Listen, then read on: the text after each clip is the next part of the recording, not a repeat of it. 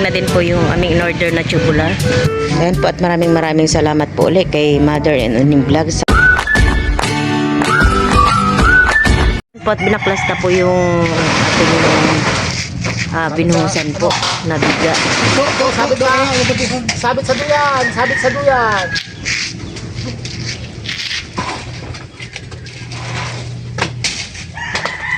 Ano nga? Ha? Pasak. Alam dito ka.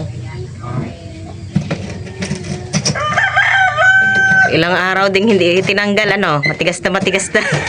At yung muna ka muna, ano na ito. Dumikit na ata yung ano, nilagay na sako. Ay. Ano ka ba, amigo?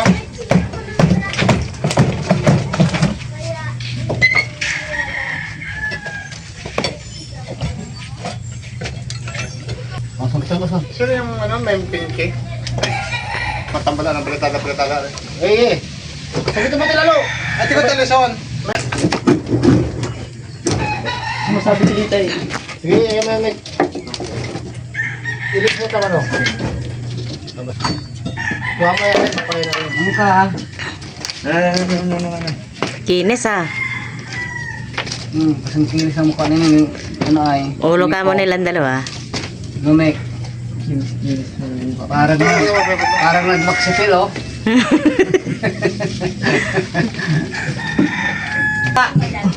Ito bro. Taga-taga pa daw to, ano. No, taga-taga mo ano. Oh. Nasaro na ba ito pasok yan? Oo. Kaya pamuntamet mo kunis. Ngayon na ka, dahil na pagkasan. Dahil dito lang kita, tapisan. Nalagarit ko na. Nalagarit.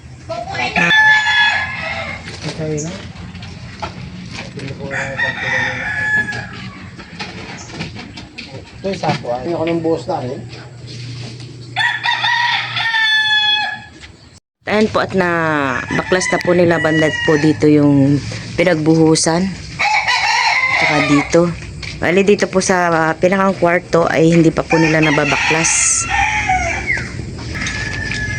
Tsaka dito, babaklasin pa po nila yan. Tsaka dito po sa isang kwarto hindi pa rin po nila nababaklas. Ayan po. At na paunti-unti na pong nakikita po ang forma ng bahay. Simpleng bahay.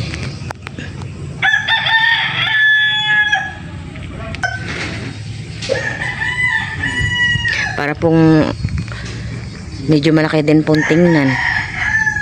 Itong pinakansala namin. At dumating na din po yung aming in-order na tubular.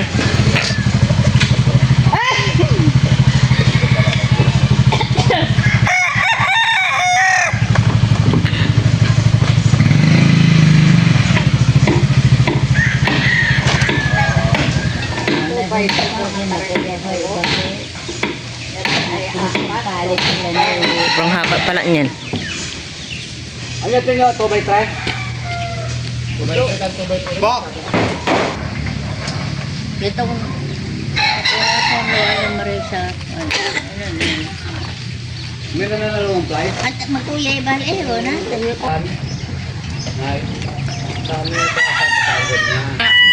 Paano mag-aayos mamaya?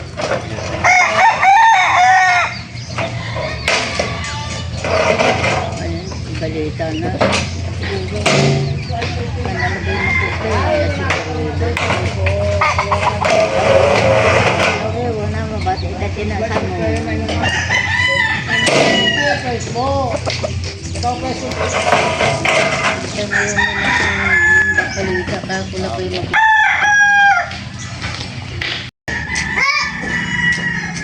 Ang haba. Ayan po, at maraming salamat po ulit kay Mother and Uning Vlogs sa kanya pong pinadalang po pong cash sa amin. Ayan po, at ito po yung nabili po namin. Ito po pala yung makapal. Mabigat din. Ay, grabing bigat pala nito. At meron naman po dito 3 pirasong mas maliit. Kakapal. Ito po pala idadagdagan pa rin po namin dahil 8 piraso lang po itong medyo malalaki. Ito po idadagdagan pa po namin ng 2 pa. Dito po ang alam ko ay 6 pang ganito. Maliliit, mas maliliit.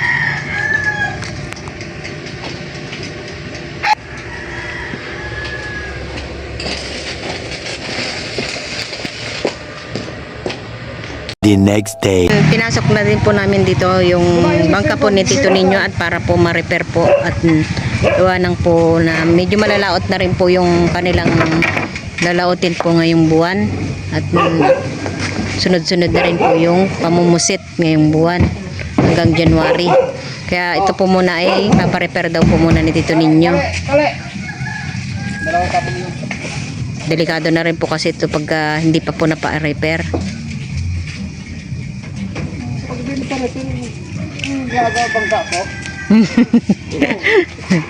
Kasi paano man yung paglalaot mo? Paglalaot ko? Siya na muna. Magaling si Manong. Ha? Boss muna si Manong. Tapos muna. Paayos na muna natin at para para din po sa safety po ni Tito Ninyo. Jaga na lang. Okay, malaki si Manong. Meron. Thanks. Sinahon mo na ng quarter round. Kaya mag-uling. Kaya mo takapasa ka ng quarter 1, grabe ko ng pakpak.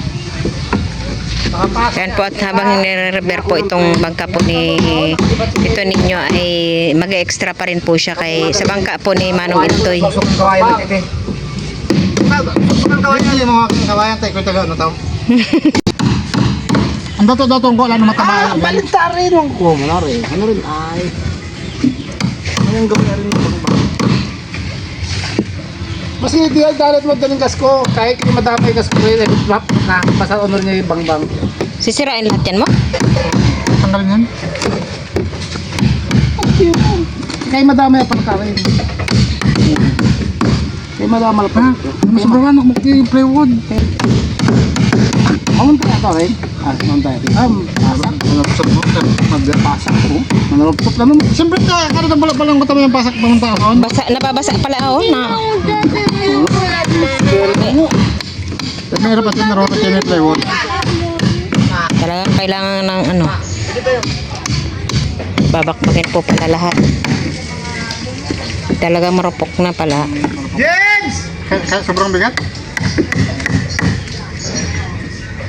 Tama lang yung mag-extra ka muna kay Manong Intoy. Oo, mga 3 laot pa. Si Manong Intoy muna yung boss mo. Oo. Boss, ito ko eh.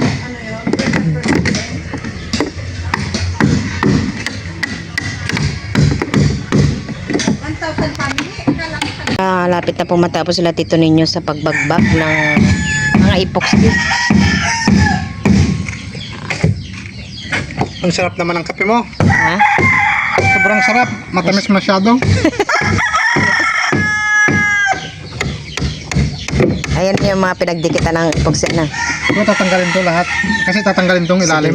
Papalitan ng plywood sa ilalim. Ayan lang yung papalitan. O ito, hindi. Ito may iwan lang. Ito yung di sa ilalim lang ito lahat buong ilalim. Hindi mag... Ito. Lambot na. Tayong tubig. Bigat. Yan po palang bangka po ay at medyo matagal na rin po kasi ito kaya po ay medyo malambot na.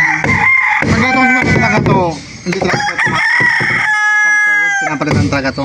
Dapat yung kasko Oo, hindi katulad ng kahoy. Pang matagal ito talaga every 3 years, 2 years minsan yun ba? 3 years, 2 years. Depende sa gawa. Kung matibay, maabot ng 5 years. Ito po palang nasa ilalim ay plywood lang po ito. Kaya every 3 years ay kailangan pong palitan. Pero malaki ng kinita nito. Oo naman. Laking tulong na rin to sa ating bangka. Yung nakapat na bunjing pa Ito ay na hulog parte natin Oo. Hindi yung makina binigay nung bunso namin. Si Yoyoy. Salamat pala sa Yoyoy kung mapapanood. Ito naman, bangka. Hulog parte. Hulog parte ko to kay nanay. Si Bali si nanay pa ang nagpagawa ng bangka na ito at ito Dati po ay kasi, ang bangka nila nanay, ako naglalaot. Yung dalawa ng bangka nila nanay, binigyan na sa akin to ng hulugan.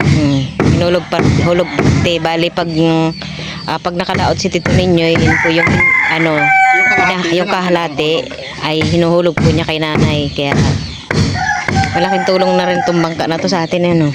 Maraming salamat kay nanay, binigyan na akong hulugan. Maraming salamat kay nanay, binigyan akong hulugan. Hindi niya narinig. At yung kasama po ng bangka na ito ay yung pong GPS na si nanay din po ang bumili. Ayun po ay naunti-unti na rin pong bayaran po ni Tito Ninyo.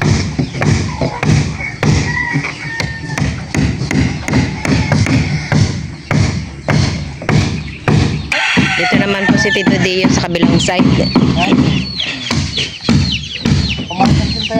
Malapit na rin po siyang matapos.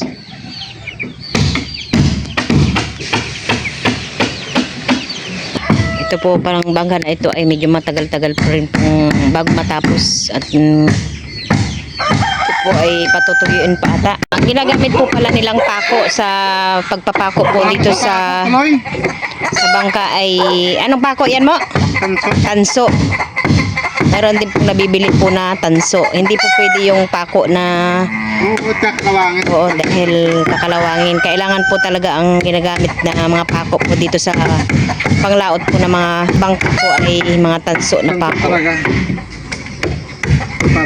Ito po palang ano katagalan pinapasok din po ng tubig. Para ano talaga parang basa pa siya. Nabasa na, parang nasisiksikan po ng tubig sa loob. Ayun po yung dahilan para kaya nagiging marupok po yung ating plywood. Kaya po tinatanggal na rin po itong anong tawag dito? Busing. Yung pinag-aanuhan ng ilis ano. Ang tawag po dyan ay busing daw po. Busing. Yung pinag-ikutan po yan ng ilis eh. Sinisingit lang po nila yung babaklas po dito sa bangka at gawa po ng marami pong ano Sobrang pagkabak. gawa ni na Tito Ninyo. Lalaot, gagawa ng bahay, gagawa ng bangka. Paano ka? Natanggal yung ulo. Buti hindi natama sa ulo. Ito lang po pala yung tatanggalin dito. Ito po yung papalitan. Ito lang ang papalitan. Malambot na. Kaya basa Oo nga, sobrang lambot na no. Malambot tapos matigas. Ay matigas na ano. Basa. Kaya mabigat. Kasi na. Lupot na. Kasi liko yung busing mo. Kaya pala ano. Alas ayaw tumakbo. Paanong kwan dyan? Papa Toynong.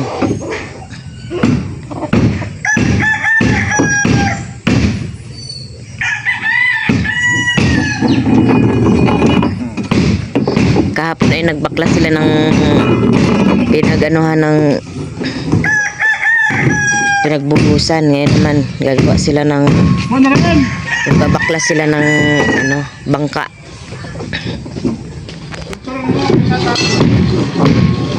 Minaso na. Aso. Susunod mo na yun. Grabe, tibay.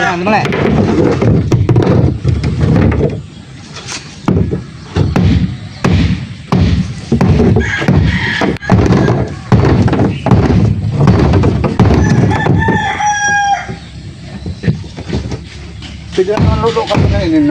Kabila. Kay, ano naman niya yun ay. Ano na yun. Ano natin.